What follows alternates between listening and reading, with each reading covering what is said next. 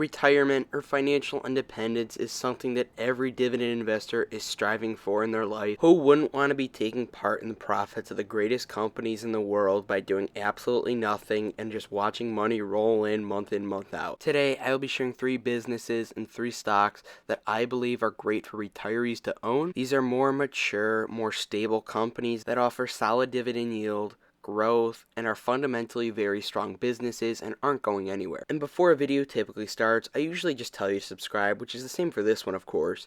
But let me know in the comments section, what age are you now and what is your goal retirement age? With all that out of the way, roll the intro. I like money.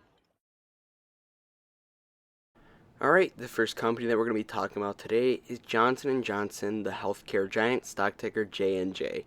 When you're looking for reliability, predictability in a company, I think J&J has to be at the top of that list. While I am more growth oriented these days, you cannot go wrong with some Johnson & Johnson. J&J just reported earnings last week and they were solid as per usual. Currently, Johnson & Johnson is trading at a $442 billion market cap and is one of the largest healthcare companies in the world. Let's be realistic, guys. Healthcare and the services that Johnson & Johnson offers to everybody every day is not going anywhere. Millions and probably billions of people every day use a Johnson & Johnson product, and that's one of the biggest compliments that you can give a company. J&J is a staple. Unfortunately, it appears that the Johnson & Johnson dip may be over after the company has traded up after earnings. Currently, J&J is trading at a forward P/E ratio of 16.89. For a healthcare company like that, I would consider that a fair price. Historically, J&J does trade around the teens in the P/E ratio range. Over the last year, Johnson & Johnson is down 3.38%, and over the last 5 to 10 years, they've been averaging roughly a total return around 8 to 9%, a little below the S&P 500, but still solid return. J&J is currently trading a free cash flow yield of 3.62%.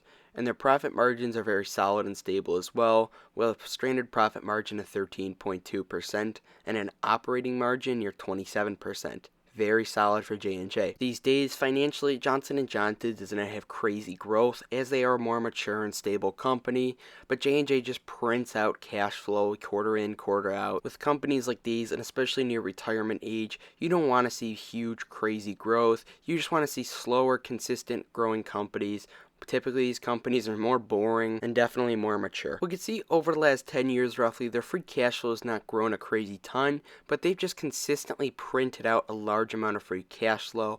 Very consistent and very good thing to see there. They've had solid revenue and EBITDA growth along with that. So now we see Johnson & Johnson has really established themselves financially as a business. How is their dividend though? Because that's what we really came here for. Currently, Johnson & Johnson has a pretty decent yield of 2.82%. Obviously, the main metric of a dividend safety is how the business is actually performing financially. As long as they're generating consistent growing profits, that dividend should be sustainable. Currently, Johnson & Johnson's forward payout ratio is 44.12%, and their cash flow payout ratio is 40.46%. So based off those metrics right now, assuming that Johnson & Johnson just continues slowly growing and consistently keeping that free cash flow, that dividend is definitely sustainable. With that said, I would not expect to see giant crazy dividend growth from J&J over time. J&J has had a history of paying and growing out that dividend over time. When the dividend growth is nothing special, it's just a little bit of inflation. The recent hike was 4.3%. With J&J's financials, I think that's the responsible thing to do. They currently pay out an annual dividend of $1.19 every quarter. For somebody like me right now in my situation, I'm a lot more growth oriented, so I'm not dumping all my eggs into J&J right now. With that said, I do believe that Johnson & Johnson is an absolute staple of a company. Did I mention they also gradually buy back shares over time? So as you get into your golden years, you will be owning more of your J&J. Another big thing too, J&J does not carry a lot of debt compared to the amount of cash that they have on hand. Especially for dividend safety, that's another big thing to look at. As for me buying Johnson & Johnson right now, I'm just holding on to my position in J&J. You guys know me, I love my dividend growth, my aggressive share buybacks, and more.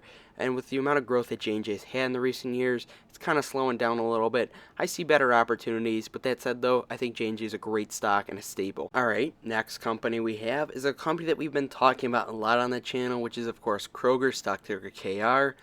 Kroger is a grocery chain that owns multiple grocery brands and is soon to possibly merge with Albertsons. If this deal goes through the FTC, this would give Kroger a huge competitive advantage over other grocery chains. This would give Kroger even more brands to operate, even though they own a lot already right now. I owned Kroger before the Albertsons deal was even announced, and I believe that still is to this day. They're a very strong company even without the Albertsons deal. They have great dividend growth, which we'll get into. They have amazing revenue growth as well, with great EBITDA and net income as well. Currently, they're trading at a forward P/E ratio of 10.91 with a price-to-book ratio of 3.35. They currently have a free cash flow yield of 7.75%. Their profitability is much more slim, obviously because they're a grocery company and they need to have the lowest prices possible for a competitive advantage, especially with companies like Amazon and Walmart getting into the grocery industry. They're going to need to up their in-house brands to increase profitability. I also think another huge thing for Kroger will be automation and AI. They already have processing plants right now to help benefit their profitability. If you want to learn more about that, I made a video about that. You can check it out in the top right corner right now, or the links in the description. Kroger, I think, will be an underrated company when AI and automation really does take over this country, if it does. But I think regardless, Kroger is in a great position. Currently, Kroger has a dividend yield of 2.51% with a very sustainable payout ratio near 30%. Another thing to mention is that they just increased that dividend 10.5%. Very generous hike. And they have had a history of rewarding shareholders with great dividend increases. Another thing to mention with Kroger is that they only have $11 billion in debt right now, which is not a lot, meaning that dividend is more likely not to be cut or lower growth rate in the future. If the Albertsons deal does go through, though, there could potentially be some debt on Kroger's side. I do think, though, that would be considered a capital expenditure and a great way to reinvest back into their business, and I would consider that to be good debt. Moving on to Kroger's dividend, they have a 1-year dividend growth rate of 38.1%, a 5-year dividend growth rate of 18.33%, and a 10-year dividend growth rate of 14.4%. Imagine getting a 38% raise from your boss at work. That's what it's been like owning Kroger stock. Kroger's dividend growth, I don't know if it'll be as aggressive, like 20-30%, but I'm definitely happy and content with the 10% that I've been getting recently. Considering that their dividend looks like this and their payout ratio is still near 30%, I view that as very impressive from Kroger. Also, over time, Kroger has done share buybacks as well. They have not been really buying them back recently as in the last few years, but I'm hoping longer term as they start to mature and establish as a company, and if there's ever another big dip on Kroger, they start to buy back shares more aggressively. As for Kroger, what I would like to see them do better and more established in the next coming years is that free cash flow. I'd like it to be a little more consistent for my liking. Out of the 3 stocks that I'm sharing today, I would consider Kroger to be the quote-unquote riskiest, even though I do think that they're a great business overall. I would like to see them establish more mature free cash flow, consistent especially, and really grow that number up to the 2 billions and 3 billions again. As for Kroger in my portfolio right now, it is definitely on my watch list. I do like the price in the 40s to 50s. I think if it were ever to decline back to maybe 45, 44, I would definitely load up again. And guys, lastly, for the last company we're going to be going over today, it is of course the fast food giant and the global icon McDonald's, stock ticker MCD.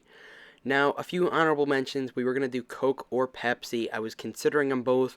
Looking at their financials, though, their dividend payout ratio is a little high for me, and I just saw more proof recession-wise with McDonald's as well. Unfortunately, McDonald's has been recognized as a recession-proof stock over the last year and has traded up a lot since then. It is trading at a 26.32 forward P/E ratio and trades much higher than it historically does. I think ideally when the stock dips back to 260, 250, that's more of an attractive price for me. Over last year, they're up 11.8%. Their revenue has had some slight decline with some slight growth in the last few years, and their free cash flow has consistently grown as well. They currently pay a dividend yield of 2.07% with a payout ratio of 62.23%. McDonald's also hiked their dividend 10% this year. Currently, McDonald's has a free cash flow yield of 2.63%. Their profit margins are very solid. Me and Fiscal talked about this on live. McDonald's does operate more of a real estate company. They're obviously getting royalties and that monthly fee from their tenants every month or the franchisees. We were also talking about how during tougher economic times, People would probably switch from eating at higher-end restaurants like Texas Roadhouse, Applebee's, etc. They'd be going over to McDonald's simply because of how cheaper it really is. With McDonald's, you're obviously not going to be seeing crazy growth like you kind of saw with Kroger, but you're going to see consistent, stable growth. Taking a look at McDonald's free cash flow, their free cash flow has been pretty stagnant over the last couple of years. With that said, they are trending upwards though in a positive direction. Over the last year, they have had a decline in free cash flow, but 2021 was an abnormal year for them.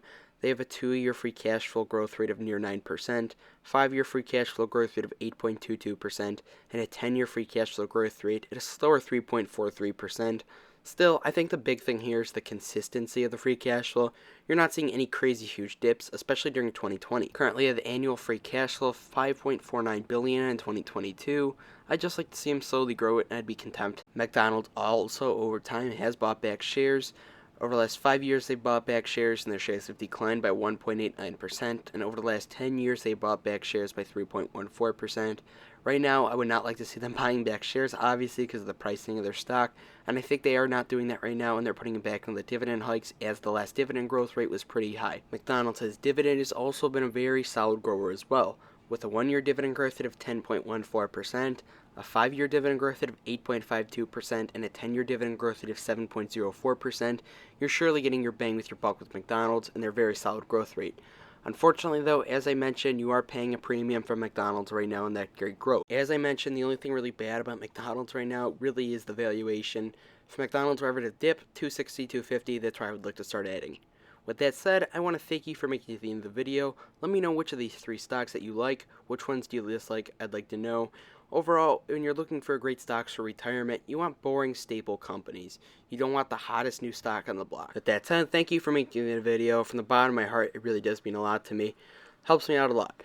If you haven't already, join the Discord link in the description to meet like-minded investors and talk about investing with me all day. Thank you, everybody, and of course, smash the like button, subscribe, and do dividend stocks, not drugs. Have a good one.